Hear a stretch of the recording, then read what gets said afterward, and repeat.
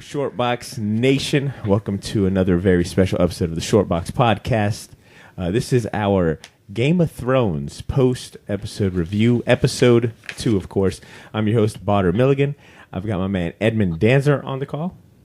Yo. I've got Blythe Brumleve here with me. Yeah, you pronounced it correct this time. Yay! Improvements. And we have a very special guest joining us for her Shortbox debut. My sister, Samira, is on the call too. Heyo! Did you practice that? That was good. Unfortunately, Ashley was driving back from a family trip, and she ran 2 hours late, and she was unable. So she's starting probably the episode, here in a little bit. But when I'm gonna text her spoilers. Yeah, when I when I read her text, it just made me cringe. I was like, man, that's one of my worst fears right now, is being stuck somewhere on a Sunday night. Well, it is Easter, and I think a lot of families were dealing with that today. Like, what time are you going to go home and start prepping for Game of Thrones? Oh man. That's fine. That was me. I was trying to hurry up and get the kiddos asleep. Yeah, I was taking a break I'm taking a break with fighting with my family to watch Game of Thrones and doing this. So, All right. Well, look, let's go ahead and going to rejoin afterwards. Yeah. Let's go ahead and jump right into it. I do want to go ahead and preface it with a spoiler warning, of course. So if you haven't watched the episode yet, please, you shouldn't even be pressing play on this. And I want to give a quick shout out to my little brother David, aka Mecca the Marvelous, for producing the instrumental for the special series. So shout outs to him. And let's just go right into it, man. Samir, how about you lead us off? What were you feeling after the episode ended? Let's see. I was feeling like, give me 15 more minutes. Just 15 more minutes, right? Please. This was shorter than last week. I need more. But I keep giving them the benefit of the doubt that they're going to give me everything next episode. Just hold on 1 week, one more week. Okay. Ed, what about you? What were you feeling? That was, this was a really good episode. I mean, this was kind of like our last night together before everything goes wrong, and everyone we love is going to die. And it was really good. It was like a sadness, like a melancholy, I guess would be the best way to describe it. That's a good word. It was not a lot of action, but a lot of stuff happened. I think a lot of things were addressed before this big war happens. And it was just like a really melancholy, feeling after this episode. No, that's a good word to bring up. Blythe, what about you? Same question. You said actually while we were watching the show that the first episode felt like everyone was saying hello, and then this episode felt like everybody was saying goodbye. Like the complete opposite. And I mean, even setting wise, because last episode primarily took place during the daytime, as the sun's setting. This was at night, so it's like a literal, night and day difference. You got people like hooking up and drinking and oh my God. Just eating soup. Like it was kind of weird at times. This eepisode made me feel awkward. It was a very awkward episode to me. Yeah. I agree. The Arya and Gendry thing. I don't think I was ready for that. I don't think I needed it. It felt awkward. I wasn't ready for that side boob. That's like that butt. I was like, I'm feeling dirty. Is she of age? That's one of my first questions. I was like, are they allowed to show this? Funny. I was like a bunch of people I was looking at Twitter right after, and there was like a bunch of people posting like checking the age. How old is Maisie? That is hilarious. Oh man, she's 22. That's good. Okay, good. But I mean, and I'm sure for a lot of folks that she's always going to be young Arya Stark, And she still looks really young. Yeah, she just still looks like a really little kid. Yeah. So I'll say that I think I was feeling awkward for about 80% of this episode. And then the last, couple, 5-10 minutes, I was like, okay, now I'm getting ready for to really see what happens. How about we jump into some key scene breakdowns. But let's go to start off with everyone's favorite scene. Samira, how about you kick us off? What was your favorite scene this episode? I think I want to say I like when Brienne and Tormund and Davos and all of them were chilling, drinking wine, and then Padre busted out the vocals. Oh, look. And, Wait, can we stop on Pod? And Tormund with that story, and then that white liquid just leaking out. I'm like, Tormund really showing his ass. Look, he is trying to get it. It ain't like, Brienne, let's go get it popped real quick. look, I was telling, because Blythe loves Tormund. And I was like, look, your boy is not smooth. Your boy is not He's shooting a shot. It's the last night they got. He was. He was. One night. It's the last night. Let's see what's popping tonight. And that was the first thing he asked, too. That's one of the bigger memes that I've seen already on Twitter. And he whenever he first gets back to Winterfell and he asks about the big woman. I love the little half-hearted romance or one-sided romance. I think. So, Samara, you like the kumbaya moment, right? You kind of like the fire side? Yeah, Okay. I like the kumbaya, and then, Brienne was fighting for women's rights throughout the whole season and prior, and she finally got knighted, like, oh! Yeah, that was really that was a tearjerker. I liked it. It felt good. Yeah. What about you, Blythe? What was your favorite scene? I think definitely with the whole kumbaya by the fire, that was one of the best ones with Brienne getting knighted. But I also thought that Theon did really well. And I'm kind of like a Theon hater, but when he came back into this episode and he's starting to stick up for the Starks, and he looks and his voice is back. Yeah, and his hair good. looks just like season one. Well, and that's all that's back. Everything's coming back. But especially when they're all like at the war council and they're standing around the map, and Theon looks directly at Bran and says, I took this castle from you, now let me defend it for you, or something to that effect. I thought that was and really and you see Sansa's reaction. She actually kind of breaks down seeing him and runs to him. So he's definitely going to die. out in a blaze of glory. Yeah, this season. All right, Ed, what about you? What was your favorite episode or favorite scene? Sorry. I mean, this whole episode was really good, but I really did like the campfire scene in the hall. But that scene was pretty good. But I think they did a really good job, especially when there was the singing, and then they had the montage, and then the war room scene, and where they kind of did another montage of everyone kind of getting ready and prepping. But that last scene with them, that last drink around the fire with the song, and then transitioning to like kind of everybody just feels like their last moments together eating, just everyone's together, like Sansa's with, like there's nobody, like the soldiers are eating with high ranking. I mean, everybody's together. This is like the unifying, this unifying moment before this battle happens. So I like that kind of song into that montage towards that final scene when the White Walkers walk up. I think my favorite scene was that war room scene. Because I was telling the Blythe, it kind of gave me like Star Wars vibes. Anytime that the Resistance is meeting up and Princess Leia and Han. Yeah, it's a trap.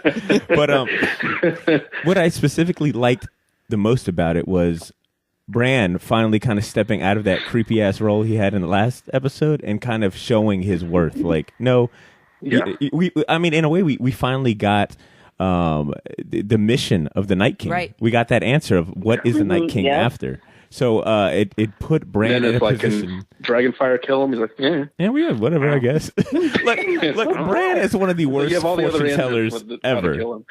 What did he say? He said he wants to erase the night. Yeah. And memories. Yeah.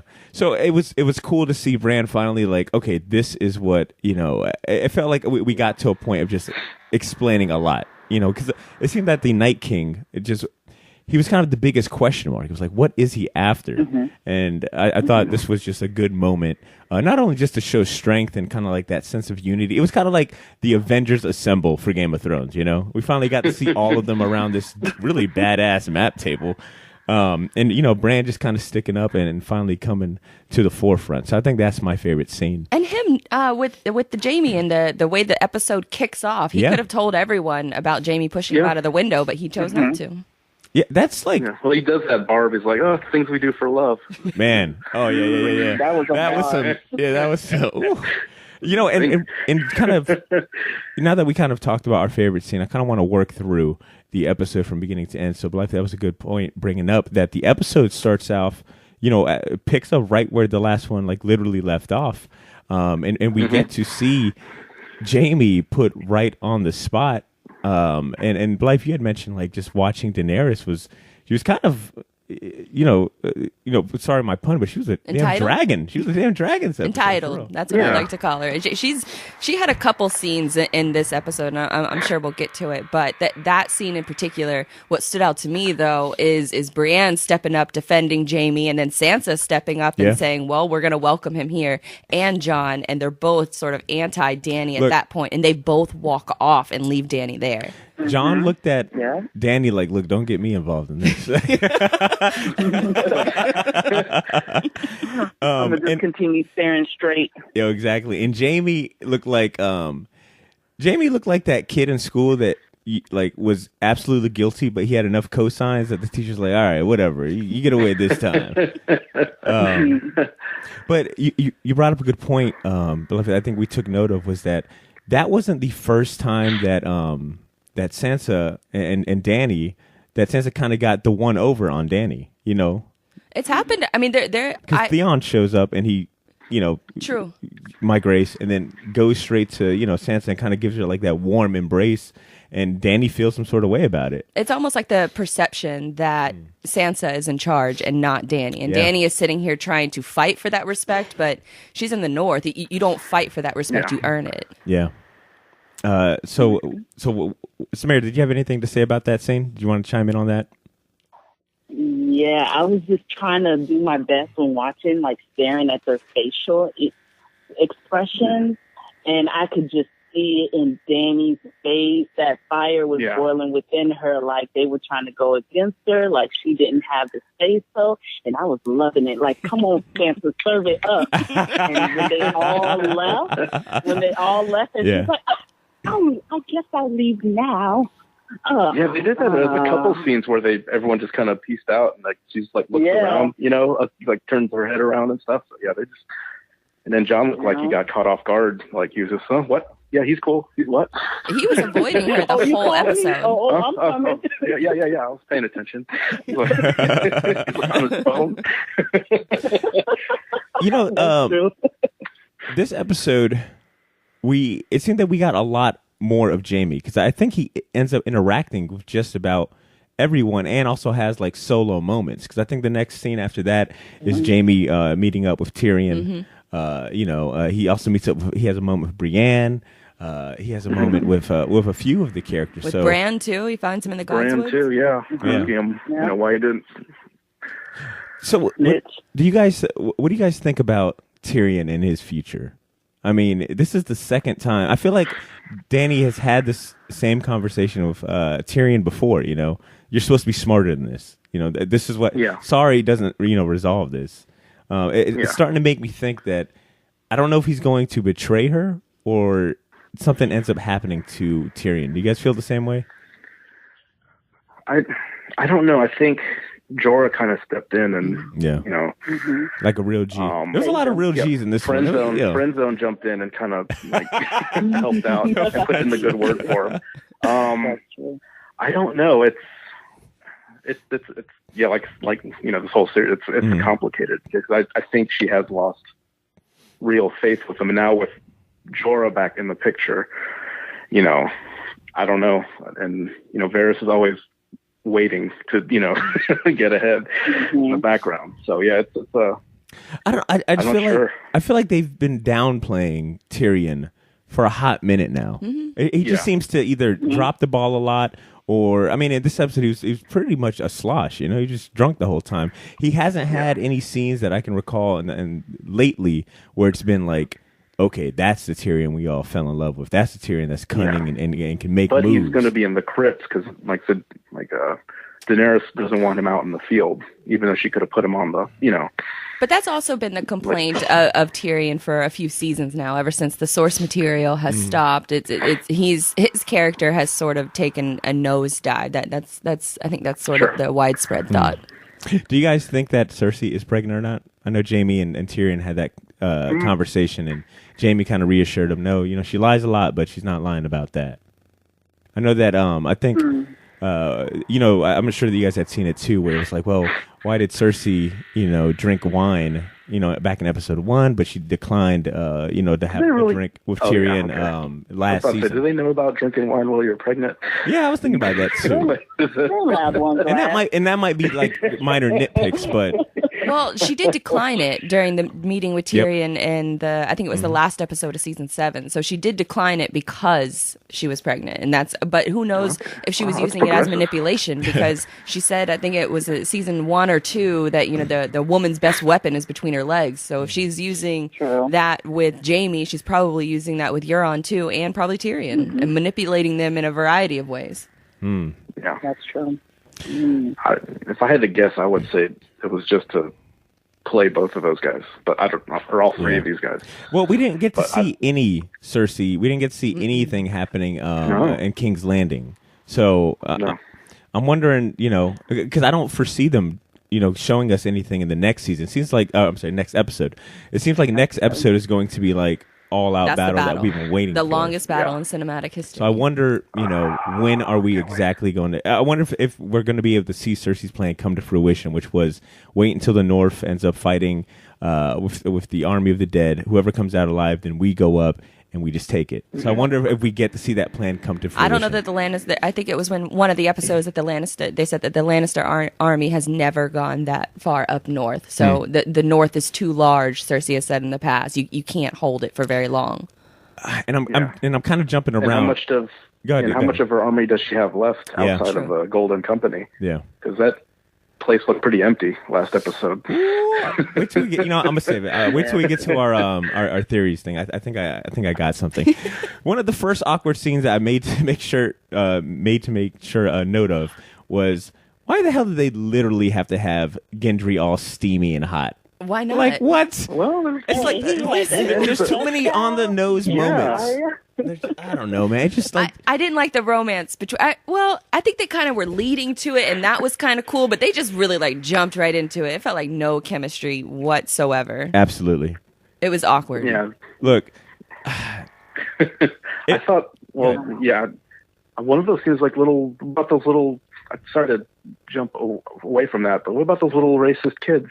That scene. Oh my God, were they not? Even the little kids are racist. Some of these jokes are just too spot on the nose for me. I don't know. It's like hello. It's like yeah, exactly. But we could stay on this real quick because Blythe, you had said that Grey Worm and Melisandre might have the best on-screen chemistry, right? Yeah, out of all the couples, I think that they definitely have the best chemistry, and it's I've heard that their romance is sort of compared to, it's a tragic situation. But on the flip side, I think you can look at it as a beautiful situation because they both came from such crazy backgrounds. And then to be where they are now, to be in love is I think it's quite beautiful. And they're planning to see that also, that too. last kiss.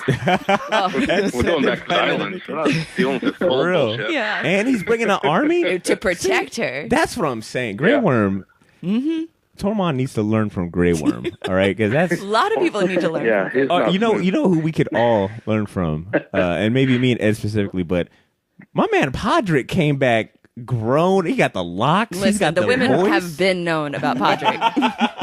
Oh, whoa. I got another little minor note here, but one that once again I was like, what's up with that shit? Ghost. We got the cameo by Ghost. Thank you. Episode. I saw that. But I was like, how? Blythe, you were like, well, why didn't we get an epic reunion between Ghost and Jon? It seemed like we were cheated. We got all the other reunions. He's been missing for 2 seasons, and then we don't see them actually unite. CGI'd him at the last minute. Man, absolutely. And they gave us a regular ass dog. Yeah, that wasn't no terrible. Get this shit out of here. And you can tell Ghost is pissed because he wasn't even standing next to Jon. He was behind Sam. He's like, I'm not messing with Jon no more. He didn't even say what's up to me. It looked like they were like, all right, we've got it's fan service. Yeah, it felt like we got about $125.72 left in the CGI budget. What do y'all want to do with it? Just copy and paste this dog. Well, it felt like a white dog. From the pound. It felt like one of the workers had a dog that looked a little bit like Ghost, and they're like, "Well, we could use my dog. It looks like Ghost a little bit." Put him in there. Yo, so let me ask you guys this, because it seemed to be a lot of emphasis on, just getting battle ready. We had the scene where it was just a villager. Hey, I'm not a warrior, and we had Sir Davos kind of reassure him. Well, if I made it, you can make it too. We had the girl with the scar on her face. Yeah, that's the scene too. But you see like the guy that's afraid, but then you have the little girl right after who looked like she's been through some shit. She had like a burn, looked like part of her face was burned, and she's like ready to go. Yeah. She's like, what do you guys think that the crypt is safer? Because it seems that I'm just noticing like Tyrion get in the safe, Samwell, we need you in the safe, et cetera, we need you in the safe or in the crypt. I'm sorry. Is it safer in the crypt? I mean, they have tunnels in the crypts, okay. so there's lots of lore behind them, and you don't really know a whole bunch about it. But there are tunnels where you can escape through the crypt, and then I think they're also protected by the amount of iron that's in there, or it might be the gravestones that wherever. Yeah, the there's lords. iron because then they say they don't burn their dead, and then they put like an iron sword in front of them so they don't. Okay, I heard. See, I didn't know about iron down there. I didn't know about the iron thing, and I'm just coming at it like from this perspective, like, well, you've got the crypts, so there's a bunch of bodies being buried there. Is that the last? Is that the first place you want to be? Because to raise everybody from the dead. Exactly, and that's and a lot of people were talking about when the teaser trailer came out. Oh, is Ned coming back? Yeah, everyone was kind of thinking, what was Arya running from in the crypts? No, her brother. I think she's running from Rickon because I don't know that they had time to bury him after the Battle of the Bastards. He still has his head.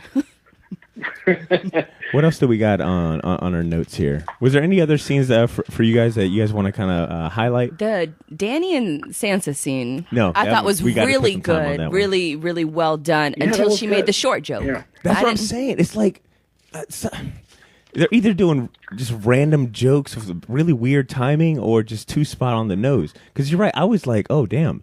This is Sansa channeling Littlefinger. I was like, just the way that she brought up, like, what about the North? Like, what's in it for us? Right. Why are we really doing this? And the whole, men are so easily manipulated. It's like, yo, Sansa is... She's not pulling any punches. I told you that's my queen. She's a Littlefinger 2.0. But yeah, I do got to give Dany props. I think last episode I was kind of hating on her. I think this episode, I think that was another thing Jorah advised her to do, right? To kind of put that olive branch out there. Yeah, but it ended on not so good moment. That was a good scene between them. I mean, even like her pulling her hand back when she asked that question was a dope scene. I think this episode, to me at least, Dany or the actress really delivered it. A lot of times I feel like she kind of just grandstands and whatnot, but this one I was like, okay. All right. Until the end, though, when Jon does the big reveal to her about that was the parentage. Poor timing, all right? And very bad timing on Jon's part. He probably should have waited, but I don't think in that exact moment that he could have waited any longer. No. It only feeds into my theory, and I'm asking you guys this. You guys want to jump right into, theories? Sure. All right, Sam. How about you lead us off? Because let me let everyone know. After the episode 1 aired last week, Samira texted me for 4 days straight, and I'm talking like lengthy paragraph text about everything she was finding out on the intranets and the streets. Samira, has this episode changed your mind about your theories and or predictions for the end of the season or even next episode? What do you think is going to happen? It makes me feel like they're not going to make it too complicated. Because, like, you hear the Azor Ahai theories and the stuff behind Melisandre and all that, but then Bran just goes, he's looking for me. He wants to keep us into this night and all this and that. So I'm like, maybe they'll keep it simple and then keep all the complicated stuff for the book. So I don't know. And where's Melisandre? Seriously, is she kind of they mentioned her. This is weird because they did mention her, and then that Lord of Light guy, he kind of was going on a sermon until the Hound cut him off. The Hound was not having no shits. All right, he was chilling. And everyone decided to ruin his great fucking night.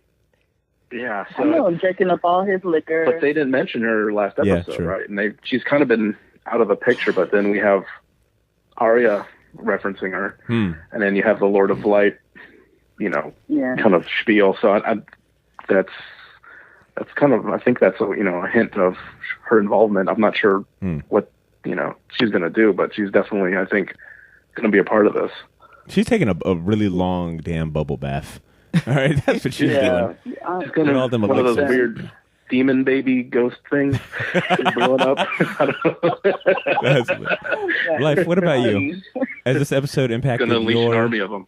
Has this episode impacted your predictions for either next episode or just season finale? I think ultimately it's going to be Sansa that leads either the Seven Kingdoms or at least the North. But what really sort of threw me for a loop is Bran going to deciding when we saw it in the episode preview for next week, that he's going to be in the God's Woods, that Theon and the Ironborn are going to be protecting him, and then you also see Brienne sort of commanding her army to stand in line at the end too. Yeah, she's in the front line. So it's one of those things where it's like, oh man, a lot of people are going to die after next episode. So I feel like after next episode, I'll feel more confident. I think ultimately it's going to be a bittersweet ending just because so many people die. But Sansa to me is still like far and away like the best leader, and I think it's going to come down to between her and Cersei. I think they're just going to have at it because I think something's going to happen with Dany that she's either going to die or something's going to happen. I don't know yet, but I think Jon might die trying to save her too. That's what I'm thinking. I'm thinking that the reason why he ends up telling Dany, other than just like to add suspense, why he chose to tell Dany at such a poor time, was I'm thinking that he dies. He ends up keeping the secret for the rest of his life, probably asked Sam and Bran to keep it, secret as well. He ends up dying. I think that the North, I'm going to just call them the Northern Alliance, ends up getting their ass kicked and make their way down to King's Landing. And I'm trying to figure out who ends up makes the deal with Cersei to, hey, we need fucking help. It's a real ass threat. Or they retreat back to, what is it, Pikes Peak where the Ironborn the Iron Islands. Yeah, the Iron Islands. But if they retreat back there, because the majority of the smarter people will be in the crypts, and so if worse comes to worse, and maybe Bran dies along with the elite fighters in the Godswoods, maybe they all retreat back to where the Ironborn are at. I don't think Dany dies is what I'm trying to get at. I think Dany probably ends up living this. I think we're going to see Jon Snow and a handful of other folks probably die by mid-season. I'm thinking. I don't know. I think Dany does die. I heard a couple interviews that made me really say that way. Well. Maybe so. You think Dany dies? Jon Snow decides, okay, I'm going to play my trump card. I am the king. Like I said, I don't think my opinion changed, but I think like the whole concept and the whole concept of the Iron Throne, she's going to dismantle it if he's the last one standing, or if he's ascends to the Iron Throne. I don't know, for some reason I don't think that. I don't know why. If he does make it, I think he like kind of just the idea of the Iron Throne and the leader of the sect, he's going to disband it if he lives, especially after all this happens. That's my theory. But I have no real. That's my, I guess, hope. I want to bring up something that evidence to support it, but I think I still think he's going to, I guess, quote, get the ascend to the Iron Throne, only to dismantle the whole idea of it, and just the Seven Kingdoms are the Seven Kingdoms, and there's not going to be one ruler of everybody. Dany got real mad when she found out that he was the heir to the rival. Real and I think one of us had asked it. I slept with my nephew, and you're going to take my throne. I think she was more upset about the Iron Throne than wait a minute, fucking her nephew. Well, Targaryens are they incest? Are they prone to incest? This damn show. Targaryens, yes. Sleeps with their family. So, and I think one of us brought it up now last. She's like, one of us brought it up last episode about. And I think it might have been me, curious to see how Dany would take the news. And this was kind of the opposite of what I thought. I thought she'd be a little more like, well, I've been preaching fucking, the rightful, lineage and who deserves it. She wants it. Yeah. Because she's a conqueror. I mean, that's what her whole life has been about. That was her goal from the outset. She's gotten, sidetracked doing other things, building her forces, but yes, she wants Targaryen rule, but she wants it. You know, I mean, now John is it's another obstacle, I guess. And probably knows that he's going to be a better ruler. And we'll see if she loves him more than she wants the Iron Throne, which is up in the air, judging by that reaction. And I think that conversation with her and Sansa was kind of a red herring for me, because hearing her talk about being in love with Jon Snow, I mean, we all kind of assumed it and definitely saw the signs, but to hear her talk about it, she just spoke with such compassion. For me, I was like, okay, I can see her saying, you know what, I can step down because you're the man I love, and you're worthy, and you'd be the rightful ruler. I do not see that. Well, like I said, I mean, clearly not. I mean, that's the reaction we got was complete opposite. Especially when they're immediately after that, what are you gonna do? Oh, I'm taking that throne, bitch. And then they started. You can tell the dynamics between the relationship at the very beginning, because Jamie doesn't want, or not Jamie, but John wants nothing to do with the decisions that his sister and his girlfriend are making. He's in a weird predicament, and the only thing his sister and his aunt and his girlfriend, and his aunt and girlfriend are the same person. Like it definitely drove home the point to me of like, yo, look, when a woman is mad at you, it don't matter if the world's coming to an end. She's going to stay fucking mad at you, Because that look that she gave John when the horns were ringing and they had to go up top, and John joins and she looks at him like, not right now. Like I'm not gonna forget this. I gotta go get the dragons, or how about that ending, man? Just horns are blaring, everyone's getting to their battle stations. And just the amount of White Walkers. Oh my God! It's a lot of them. Were they having a job fair or something? Like, dude, damn. Well, there's they just killing their way down. Come on. I mean, you figure they're coming through the wall and they've killing their way and adding to their army. So, I mean, well, there's a difference between the White Walkers and the Whites. Like the White Walkers, we saw them getting made when Craster was donating his sons. That's how they were making the White Walkers. The Whites are like the undead that that don't really have any emotion or anything. Yeah. I know this is kind of jumping around, but I was just kind of going through our notes, and I think one of my favorite chemistries, and it's because of the kind of how simple they keep it, is between Arya and the Hound. Like she doesn't say anything when she sees him. He already knows what, there's no need for words. It's like, look, you did what you did. I did what I did. We're here now. Who gives a shit? I was almost mad that Beric Dondarrion interrupted their little scene together. I know. Like, I wanted to see more of that. Yeah. I thought he was going to deliver some more information. Yeah, he don't be delivering nothing. He just loves telling you about the Lord of Light. Yeah. I died 19 times, guys. Yeah. We get it. Yeah. You get it. Have you heard about our Lord and Savior, the Lord of Light? You're like, God, man, seriously. Have you guys heard of the Lord of Light? Can I interest you? He's like a Jehovah's Witness. He puts a little pamphlet in the Jehovah's Witness of Winterfell.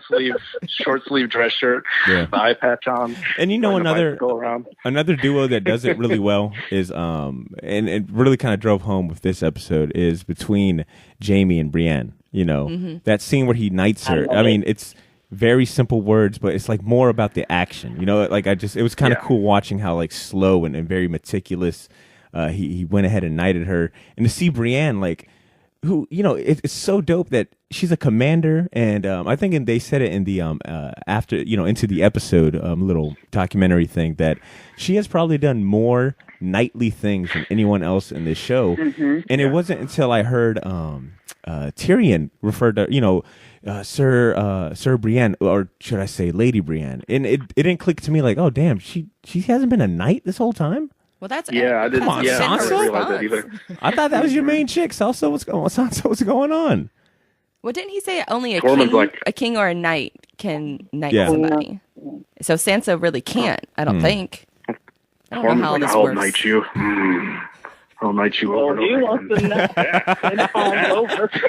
See, I kind of took that scene as Jaime was coming in to try and save Brienne, because Tormund had just walked in. He's pulling up a chair, sitting right next to her. Yeah. He's about to lay it on thick. Yeah. And Jaime's like, "Come on, let me one up you a little bit." Yeah. How's that, Tormund? If there was definitely a message that I got out of this episode was that these women do not need your saving at all. Like, it was definitely like, yo, these are some tough chicks. Like, even between or Lyanna Mormont. Yes, thank you so much. I was just about to say that, Ed. Yeah. Like, look, she told him there's nothing left to discuss. But hey, thanks for coming through. Good luck to you. Go read a book in that crypt. Exactly. And hearing Jamie, even Jamie, you know, when Brienne asked him, "What are you doing here?" and he's like, "I'm not much of a fighter, but I'd be honored to fight for you." You know, it's just. I'm gonna go and jump the gun and kind of jump into our last part, kind of picking our MVP character for the episode. I'm going to go ahead and just throw Jamie's name in there for me. I think he got a lot of screen time, which was lacking in the last episode. But even in the last episode, I think, you know, it's just that power of like of acting between him and Bran. They didn't have to say much, but in this episode, we kind of got the payoff. Jamie gets to talk to Tyrion again. He gets to talk to Brienne again. He gets to talk to Bran again, et cetera, et cetera. So I'm going to give Jamie my MVP award, and a very close runner-up, Theon. Theon is, I would, if not Jamie, then definitely Theon. Or any scene with Jon and Samwell, because them two acting together, I thought. A little known scene that we didn't even mention was the little Night's Watch reunion at the top, and Sam's asking him, "Oh, did you tell her yet?" And then, you know, the other dude like walks up, just not more interrupting. Yeah, there is a lot of third wheeling in this episode. Oh, rude. So wait, so you're saying Theon would be my MVP if I had to pick someone out of this episode, just because he's a character that I didn't think that I would care about ever again. Like, I can't wait till he dies almost type attitude. Yeah. But this episode was more like bringing it back between him and Sansa, and that was one of the moments that I did tear up, was their reunion, and then him looking to Bran and saying, you know, I took this castle from you, let me defend it for you now. Yeah, that definitely hit. Oh man, that was a good ass scene. What about you, Samira? MVP award. Who gets it? Hard to say. I don't want to say the same person. I'm going to say... No, you can say it. I mean, if it's your MVP, it's your MVP. You could also cheat like me and just do like a runner-up MVP, you know, because you can't decide. Okay. I want to say Jamie, because he did get a lot of screen time, and he like made good with everybody he screwed over earlier. So I think Jamie, and then I want to give it to Brienne too, because it's like she came a long way for this. Like, she deserves that shine. Okay, no, those are good. So we got 2 for Jamie, 1 for Brienne, 1 for Theon. What about you, Ed? Who gets the MVP award? Ooh, it's gonna be a tie with Jamie, because like I said, he's like, him and Theon, they're like the redemption story. Yeah. They've both been really humbled throughout this series.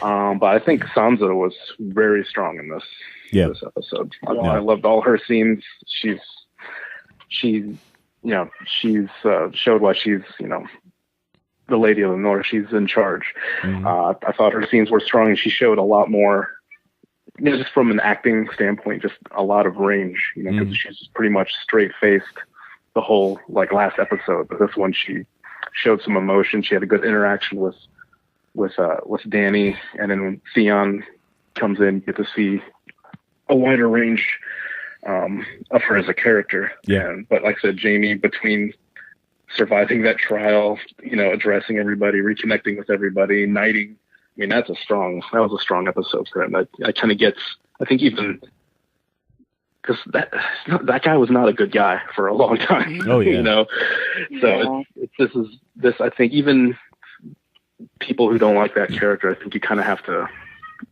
root for him at this point, you know. Well, it sounds like Jamie wins the award for our MVP character award for this episode, with Theon with a close second. I do want to make one more comment, because it's because thinking about Theon and, you know, what he said about, you know, I took the castle from you guys, I want to defend it for you.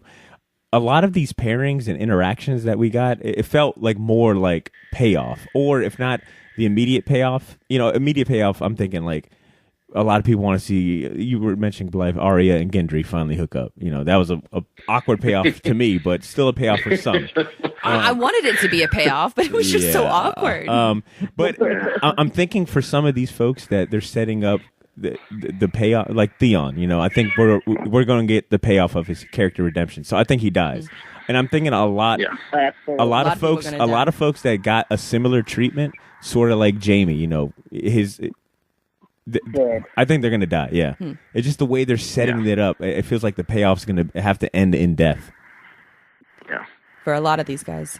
Maybe Brienne too, which sucks to say because that preview looked a little ominous. Well, that preview looked because she's like, well, she's in the thick of it too, so it's a hard time for any character you saw in that. When she's like, hold the line. I mean, those are the people that go. Grey Worm and Missandei, last that's kiss. A tough one. Yeah. Oh it's man. tough for them too. I think. I don't. Do you guys think we'll see any revived characters as whites or White Walkers? It's rumored that Grey Worm will be. Grey Worm. Well, wow. Yeah. Oh, man. He said that's gonna suck. The actor said in some interviews that his ending is unsettling. Oh, yeah. shoot. Unsettling. Okay. Oh, no. So how about we wrap this up with this? Has anyone in the past week, after episode 1 came out, I'm sure a lot of us went on the internet, we're looking up theories, whatever interviews we could find. Blythe kind of kicked us off really well. Did anyone else find any interesting tidbits, whether it was interviews or et cetera, that might have altered or were just interesting that you want to share? Samara, did you come across anything in your Citadel-style research? Maester Samira. I'm just nothing too crazy. That now I'm second guessing everything I've known. Mm-hmm. I don't know. I'm just wondering why Sam isn't reading some more books. He's doing too much walking. I don't know. I won't know until Melisandre gets there. When Melisandre gets there, then I'll feel like, it's going to really happen. But until she gets there, I don't know. Okay. So I don't know. So in a way, Sam is like that college kid that came back after his second semester because he was just, was like, fuck it, I'm partying too much. There are actually John should have been like, yo, I sent you to college. Like, hey. You didn't even come back with your chain. Well, if you watch, if you've ever seen Lord of the Rings, Sam, and that's one of George R.R. Martin's greatest influences is that series, and you see the character Sam in that series and how he's sort of the smart guy who has all the hope. There's a lot of similarities between that Sam and this Sam, I feel like. So I feel like Sam survives it all, for sure. Oh, Knock on wood. No, yeah. I think the story. I would probably call out if Sam died. He's supposedly the one writing this whole story. He's the right? Ed, you might hold up. Wait a minute. Damn, that might change my mind about. I think Bran might die and end up giving either Sam becomes the new three-eyed raven or Sam annotates all of these stories. I don't know that he had what time. I've heard that. I think he survives and ends up doing that. This is like a retelling. This already happened. All this has happened. Oh, okay, he's basically retelling this whole story. He's writing. Cool. He's taking the records for this, writing this chapter of history. Because he also did make that point back in a couple seasons back when he was actually at the Citadel studying, and he made a comment about the Grand Maester's book, and he said, no, he wants something more poetic as the title. Yeah. Damn, that's a good callback. Ooh, let's go ahead and you heard it here first. No, it's a lot of YouTube videos out there that said it too. Okay, all right. Well, look, I think we're getting to a good stopping point. I think we definitely went through a good bit of this episode. You know how it goes, and Ed, I'm sure it happened to you too. The next day, I was getting texts from people like Tony and Austin and even Catalina and a bunch of other folks that were like, "Yo, you missed this," or "How did you guys forget about this?" So I'm curious to see what we come up with ourselves, thinking back about the episode or during the rewatch, or anyone listening that has, a theory or something. I do want you guys to chime in, man. So if you guys want to shoot us a message at theshortboxjacks@gmail.com or leave us a voicemail with your thoughts, theories, predictions, whatever, we'll play it on the next episode. I do want to wrap up by saying at the end of this episode, I've got some bonus content for you guys. I'm going to play my interview with Josef Altin, a.k.a.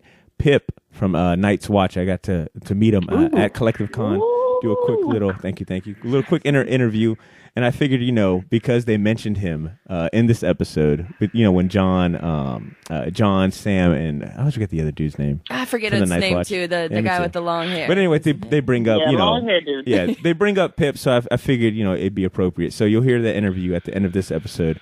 But before we sign off, any last comments? And if you don't have any comments or anything to add, feel free to let people know where they can find you. Blythe, I'm just really nervous about who we're going to see as a white next episode. I'm hearing rumors about Hodor, and if Grey Worm and Hodor are both whites, I might just cry. Yeah, it's too much. Hodor.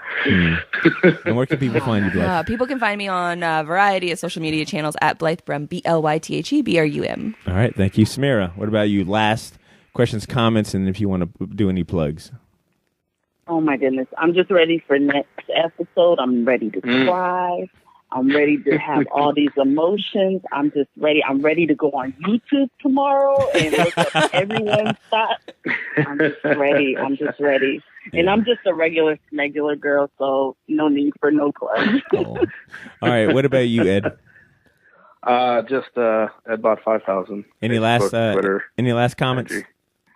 No, I'm excited. We're going to get an actual longer episode, and this is what we've been waiting for. This is shit's going down. It's going to be awesome. Yeah, and I'm going to end it by saying I'm looking forward to the plethora of memes that we'll be blessed with. Oh, the memes are great. Oh, they're already going off. Real quick. I forgot who suggested this, but I think what maybe we should do is all four of us should find our favorite memes. Our favorite meme from the week, and then we'll just kind of post them all at once, maybe next week or something. But just kind of keep that in mind, trying to hone in on your favorite meme. I already know what mine was from this week. I can go ahead and tell you. It's that Cersei one where she's like in the Drake Hotline Bling video, the elephant coming in. Yeah. So, all right, folks, we're going to go ahead and wrap this up. I want to thank Ed and Samira for chiming in on the call, and thank you guys for listening. Like I said, if you guys have a theory, a question, a comment, or something you don't agree with us, man, let us know. Shoot us an email, theshortboxjacks@gmail.com, or leave us a Google Voice number at 904-580-4092. Follow us on social media, everywhere, Twitter, Instagram, Facebook, at The Shortbox Jacks. Without further ado, let me go ahead and play my interview with Josef Altin, a.k.a. Pip. Shortbox Nation, I am standing next to Josef Altin, a.k.a. Pip from Game of Thrones. That's right, one of your favorite Night's Watch soldiers. Joseph, how are you enjoying Collective Con? Oh, Collective Con's so fun. I love going to conventions. First time convention over in America. So I'm just loving my time. I love people when they dress up in their cosplays. It just gives them a chance to be their self a bit more and do the things they love and like certain characters. I love it. It's been brilliant. Awesome. Have you noticed a change or in the energy and the fandom since the season has started? Does it feel a little more chaotic, a little more crazy, or is it always kind of like chaotic crazy when it comes to the fans and their love? Yeah, it was kind of chaotic in the beginning because the series was Game of Thrones. Sorry, man. There was some books, obviously Game of Thrones books, and obviously there's a massive fan base. So it was chaotic already, but now it's just so chaotic. Everyone around the world. Some people don't watch Game of Thrones, but like 80% of the world now has seen Game of Thrones, and it's just. The people who hasn't seen Game of Thrones are becoming fans and watching the show, and it's just becoming more and more of a hit. You said that this was your first convention in the States, right? Sure. Did it surprise you to know that you've got this many fans on this side of the world? Is it the same sense of fandom here versus where you're from? Yeah, it's kind of all over because I'm on the social media Twitter, so I do get people all over the world kind of talking to me over the social media, and people in China, people in the Philippines, people in America, all parts, New Zealand, Australia, everywhere really. So it's just so nice to just speak to the fans of the show from all the way around the world, and it's just nice to see what their take on it is. Yeah, absolutely. So it's been cool. And with your character, unfortunately, having met his demise a few seasons back, do you still watch the show now that you're not in it? Do you watch it more or less? Yeah. Well, when I died, I carried on watching the show up to season 5, and then I haven't stopped working because since I've been in Game of Thrones, it's been it's opened up the doors for me with so many other work. So I've been really busy, and then when I'm not acting, all I want to do is see my little girl. Nice. Yeah, she's 11 now. She's growing big. So it was only yesterday she was in my arms. It feels like so. When I'm not acting, it's just all I want to do is spend time with my little one and my family, and a couple of friends. Because sometimes when you're so busy, you don't get to see your friends and your family a lot, you know, because you're always away doing stuff. Which you know, the acting was my dream, but where I am now is I don't want to be too busy, and I don't really want to be really well-known, famous. I want a bit of the balance so I can just spend time with my family and do what I love doing, you know. I can only imagine with this being the final season, you've probably been asked maybe hundreds of times for spoilers or whatnot. My question is, what's the craziest thing anyone has ever done or asked to try to get spoilers out of you? Oh, wow, that's a good one. I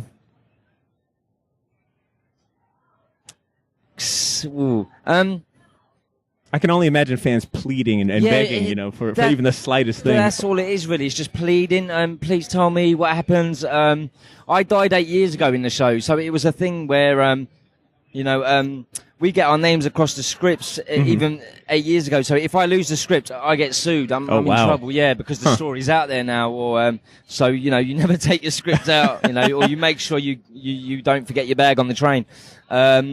But it's just a lot of the fans just plead and just say, "Oh, do you know?" Like we get told because we're cast at Game of Thrones. But as I said, my character got shot by Ingrid with the arrow about 8 years ago. So I haven't been in the show. It's still sore for me. Oh, bless you, man. It was sad. It was sad. You know, I didn't want Pip to die, but someone had to die. You know, shock factor wise. So. But yeah, I don't know who's on the end of the throne at the end. I don't know. I haven't heard any stories of what's to come and stuff like that when I died. And I didn't even know Gren died when I got to season 4. Obviously, he dies in that season, episode 4, and I was reading my script. I was doing Child 44, got my script, and I was the only one who kind of died. And I thought I'd done something wrong, and I thought, you know. But people get kind of you don't get told about certain things. They're trying to keep more things quiet since season 4. I find, you know, because it's got so big now, and even now, I'm sure they've. I've heard things like Game of Thrones, they've got so much money, you know, HBO's got so much money, so they've been filming stuff to trick certain actors, this is how it's going to end, but it's not even going to end that way. Wow. Huh. This is what I heard. Interesting. I don't know how true that is, but what was it like watching? I'm sure it was maybe different acting out your death scene. I mean, was there any difference watching it? I mean, were you watching with family or friends, and what were their reactions watching you die on the screen? Well, some of my friends haven't seen Game of Thrones yet, so you know, I don't really pester them to, you got to watch it, you know. They do their own thing, but some of them now is obviously catching up because they've heard how good it is from someone else, you know, and they're kind of fans of it now, so they're you know, they're getting in contact now going, I love the show, and it's like, well, you didn't love it a long time ago. He was like, I don't watch that kind of stuff, you know, fantasy stuff. But a lot of people that it's you know, it's been amazing, and a lot of people are now getting on board, you know, becoming fans of the show. Did you get to keep any memorabilia? No. There was a funny story. Ingrid got an arrow on the plaque at the end of season 4 when she passed away. So I thought, okay, I'm going to get an arrow or something, you know, to put on my side. And it was like, thank you, Joseph. I was like, nothing. So I just... Give me half the arrow. Yeah. Give me half the arrow, you know. But no, I didn't get nothing. So I needed to take something. I'm not a thief, but I just took one stone from the floor. There was thousands, millions of stones. So I just took a little stone just to remind me of Castle Black. You know? So. Speaking about Castle Black, I mean, your character Pip spends a lot of time in Castle Black. I mean, what was it like about the set design? I mean, what was... Wow. Wow, really? Huh? Yeah, it was like the first time in Castle Black. It was just amazing because half the time you walk on sets, you can, it's not a full set. It's like a half a set or a quarter of a set, and then you can see studio, you can see it's fake. But Castle Black was like, it was like a prison in such a once you get in, it was just so massive, and you had the lift. It just went up so high. They built everything. There was even spiders who made their webs because the Castle Black has been there for like years now, and it just everything feels so homely, and it doesn't feel like a set. It just feels like Castle Black. Yeah. So we didn't have to really make believe, stuff. It was just there, and it was just like wow. We had the fires burning. It was hot. We could smell. We even had dead animals. What? On the first few eps, and we can smell. Wow. Death. So even that helped with everything, It was like, wow. Seeing, where the season and the show has progressed so far, do you ever wish that, damn, I wish, my character Pip would have stayed alive for this season? I mean, are you happy with the way that his story kind of came at an end, or do you ever find yourself like, dang, I wish I was in this season? Well, when I found out I died, I was like, "Oh man, I'm out of a really good show, which is only going to progress onto an even bigger hit show where it's crazy around the world."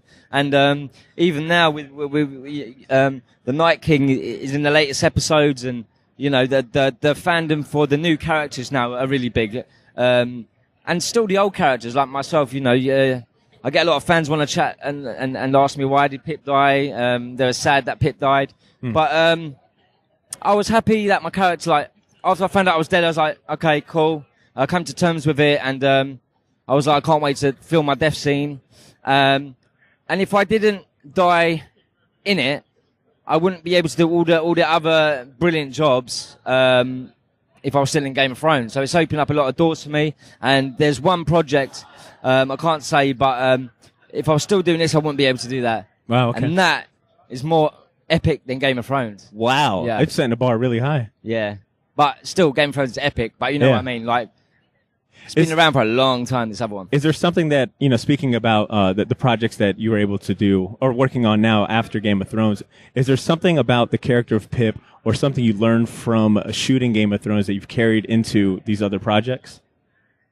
Not really.